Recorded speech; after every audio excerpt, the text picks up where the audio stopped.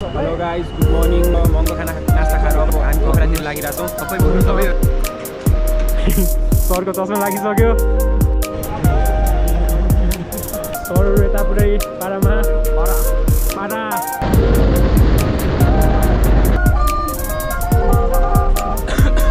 Still we are not there to our destination. Hemant sir हजुरबाट कस्तो feel भइरहेको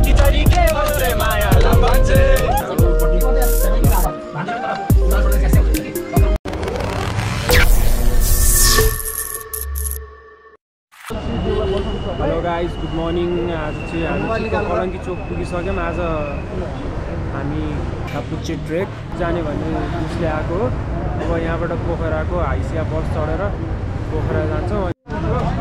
ल है, हाम्रो बिपिन सर पुगिसक्नुभयो। उहाँ चाहिँ बिपिन सरको भाइ, उहाँ चाहिँ हेमन्त सर। हेलो। हामी बिहानै कलङ्की चोक गयौँ र कलङ्की चोकबाट पोखराको माइक्रोमा बसेर पोखरातिर। उहाँ चाहिँ हाम्रो ड्राइभर दाइ। ल हामी निस्क्यौँ ट्राफिक चेकिङ गरेर टक्क यता एन्ट्री गरेर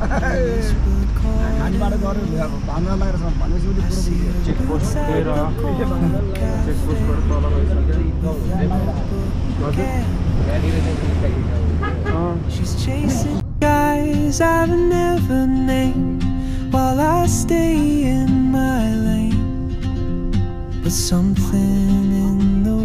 हामीले त्यसपछि खाजा खान मलेखुमा रोक्यौँ।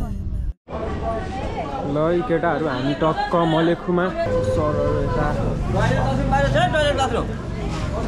मलेखुको माछा खाना रोक्या दाइ दिदीहरू खाना खाम।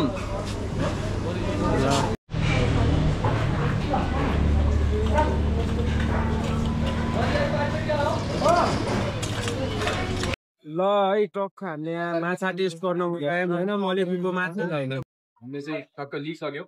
हाम्रो यात्रा यहाँबाट सुरु भइसक्यो। त्यहाँसम्म पोखराको यात्रा हुन्छ। आज हाम्रो काँसा टु सिक्किमसम्मको यात्रा आज हामी तय गर्दैछौँ। See you in the journey केटाहरू। मजाले घुम्नुपर्छ होइन, चिलपारामा। महँगो खाना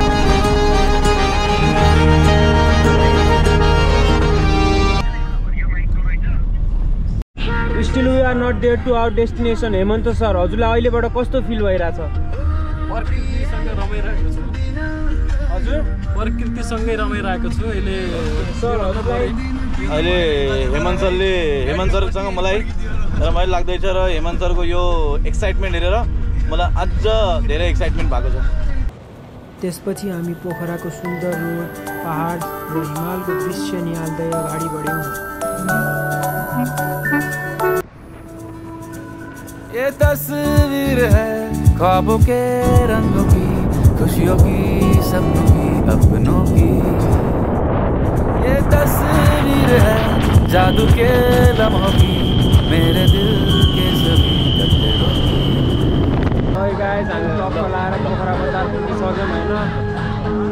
मेरे दिल की ये बगिया है जो इस गुलशन की गलिया है। है टक्क लाएर हामी निस्किसक्यौँ केटा हो। हेमन्त सर हाम्रो पछाडि साइडमा।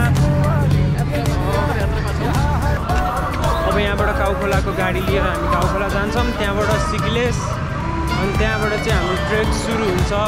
पोखरा पुगेर हामीले पृथ्वी चोकबाट काउखोलाको गाडी लियौँ र हामी काउखोलासम्म पुग्यौँ। ल केटाहरू, हामी चाहिँ काउखोलाको बसमा चढिसक्यौँ। अब काउखोलाको गाडी चढेर टक्क हामी काउखोला जाँदै बसमा एन्ट्री हाम्रो।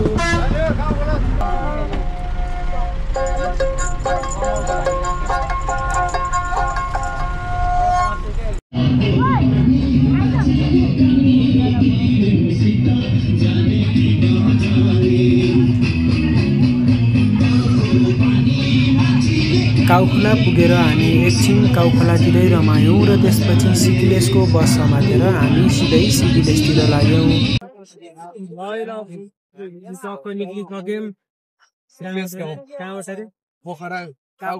काउखोलादेखि हामी सिक्किलेसतिर निस्किसक्यौँ। बोलाउँ है केटा हो। दिस इज लोवार भ्यू। धानको खेती टक्क हामी चलना है मुश्किल तो जल्दी सही आँखों के किनारों में बहाने ही सही ल गाइस अहिले चाहिँ हामी यो ठिक्क मादी भन्ने ठाउँमा छौँ कास्कीको हामी अब बिस्तारै माथितिर लागिरहेछौँ सिकिलेस गाउँतिर अब उतातिरको भ्यू हेर्नुहोस् पहिला भ्यूभन्दा अगाडि हाम्रो सरलाई हेर्नुहोस् हम चले बहारों में गुनगुनाती राहों में धड़कने भी तेज है अब क्या करें सर केही भन्नु त एकदम रमाइलो भइराखेको छ तिहारको बिदाको हामी पहिलो दिनमा छौँ आज डे 1 भनेर हाल्ने गर्छन् हाइकिङ गर्नेहरूले ट्राभल गर्नेहरूले हामी डे 1 मा रामचे होटल तम्ब्राङ कास्की भन्ने ठाउँमा छौँ ल केटा हो हामी ठिक्क सिकिलेस पुग्नुभन्दा अलि अगाडि बाटोमा चाहिँ एउटा बवाल होइन सस्पेन्सन ब्रिज रहेछ म हजुरलाई देखाउँछु हेर्नुहोस् है त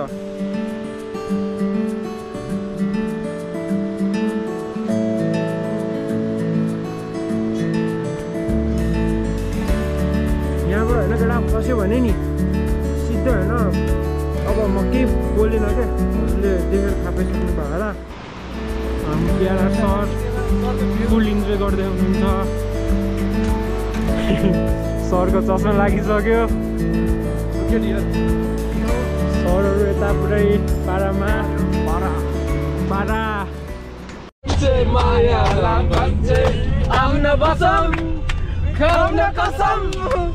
सँगै बसेर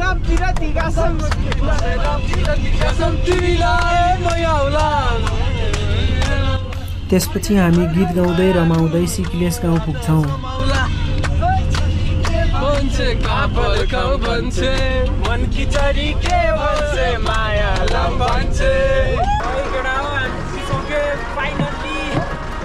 माथि ब्याग छ है भाइ माथि ब्याग छ सर पुग्नु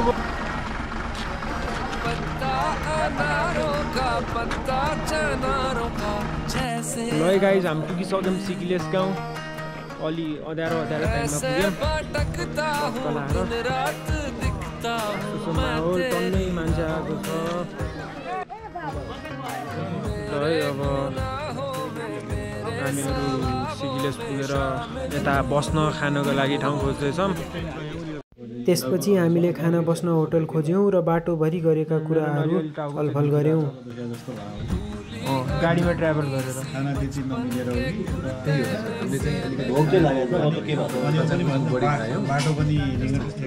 फुडिङ चाहिँ मिलेन क्या हाम्रो होइन फुडिङ पनि ठिकै हो अलिअलि खाने त हिँड्ने अलिकति गल्ती गर्यो अलिकति गल्ती गरेर हात खाएर यो बिचको यो केचाकुची खानु पर्छ ल टक्क लाएर हामीहरू चाहिँ खाना खाइरहेछौँ यता राति अलमोस्ट 8 बजीतिर